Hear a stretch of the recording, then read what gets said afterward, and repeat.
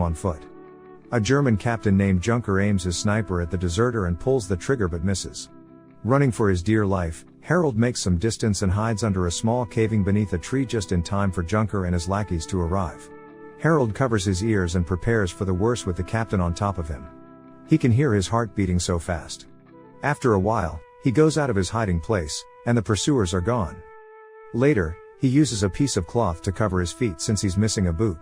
He then spots another deserter by the train tracks and helps him walk toward the empty house. Not a minute later, the man passed out from exhaustion.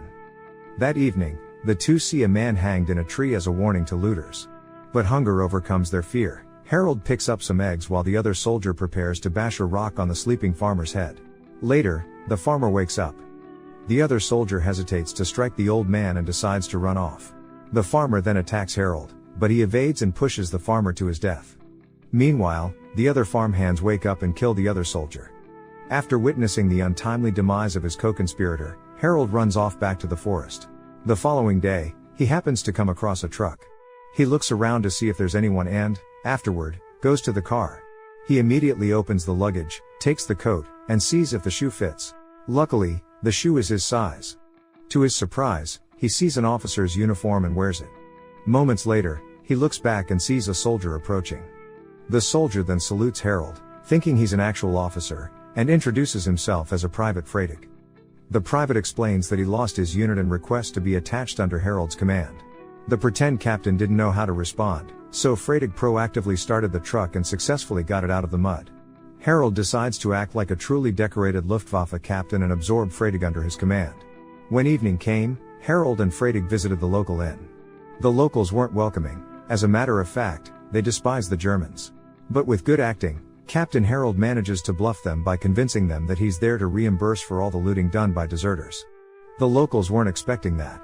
They then reported the situation to Harold and gave them food to eat. Later that night, the locals go to the captain's inn and hand him a thief. Harold shoots the man dead and goes back to his room to rest without hesitation. The next day, Harold decides to return to the same farm he raided days ago. A few stragglers have raided the farm and held the farmers captive. When Harold calls their attention, the soldiers then heed his command and show him their papers, except for Kipinski, who's somewhat hesitant. But after a brief exchange, Kempinski and the others explain that they got separated from their unit, and just like Freydig, they want to be absorbed under Harold's command. When the sun rises, the squadron departs and camps by the forest. Moments later, two men carrying a 20mm flak gun with the same situation report to Harold and join him and his crew. Soon, gas runs out. Harold orders the paratroopers to pull the car along with the flak gun.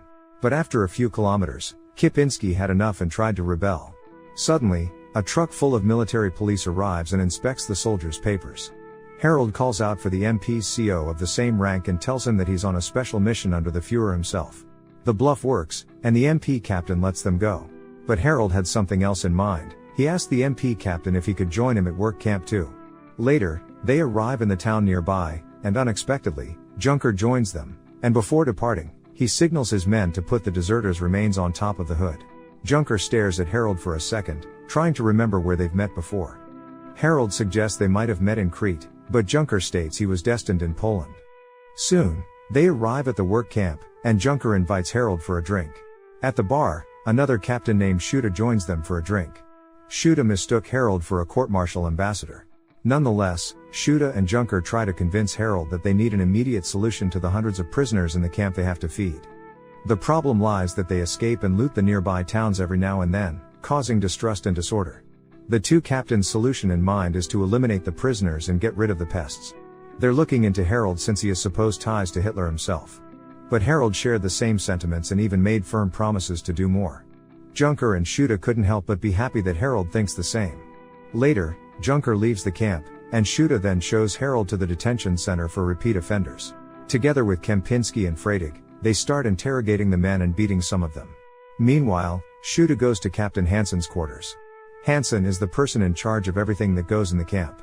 Schutte informs Hansen that their visitor has authorization from the Führer. Hansen's lieutenant sees the commotion and reports to his superior. Some prisoners start digging trenches, and on the other side, Kipinski kills two captives. This was against regulation, and they haven't received such orders. Hansen goes to the bar where the two captains are and asks Harold if he has any paperwork for any of the execution.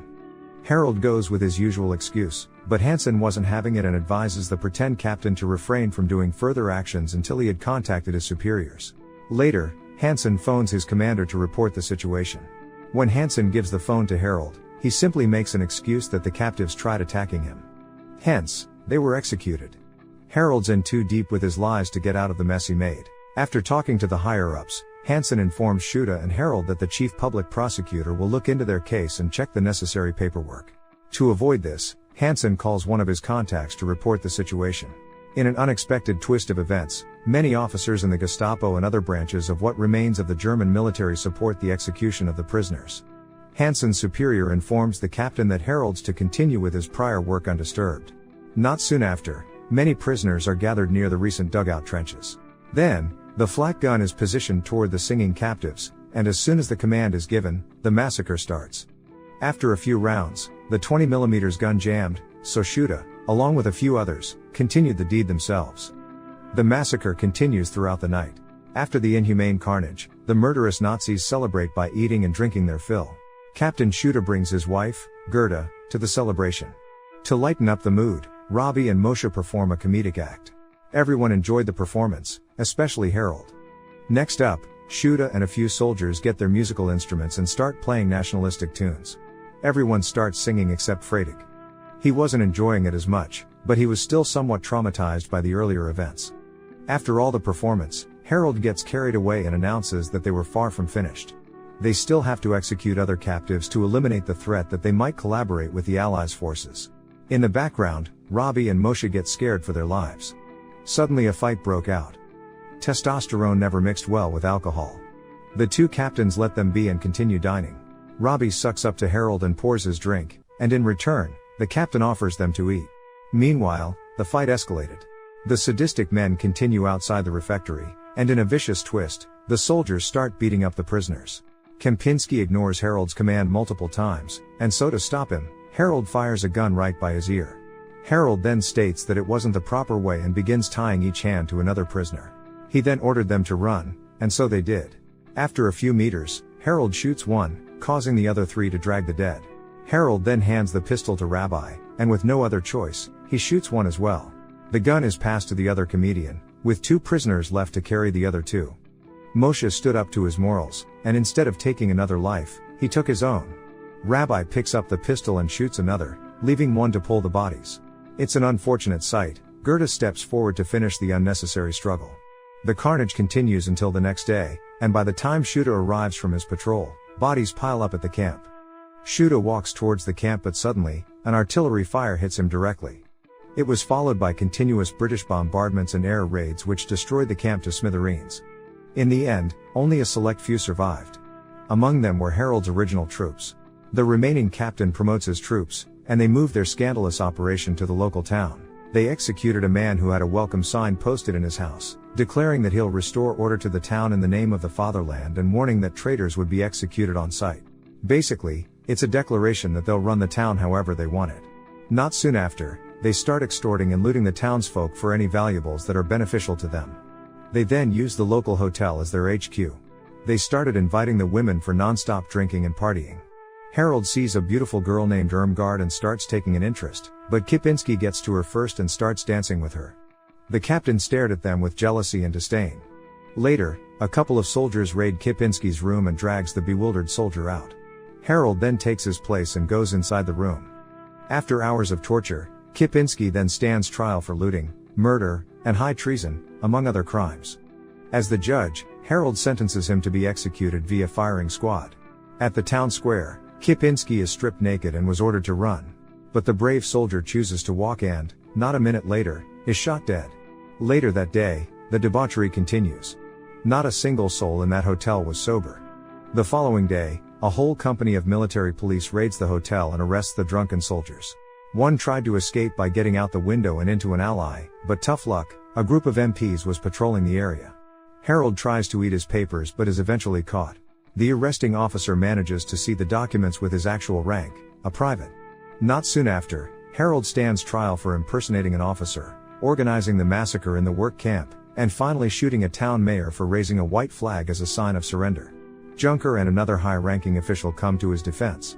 They argued that what he did was reasonable given the chaos and was only doing it in defense of the German people. In the end, Harold is recommended to be sent back to the front, and as of now, he'll be under house arrest until his actual sentence is determined. But Harold's not one to wait and disapproves of the idea of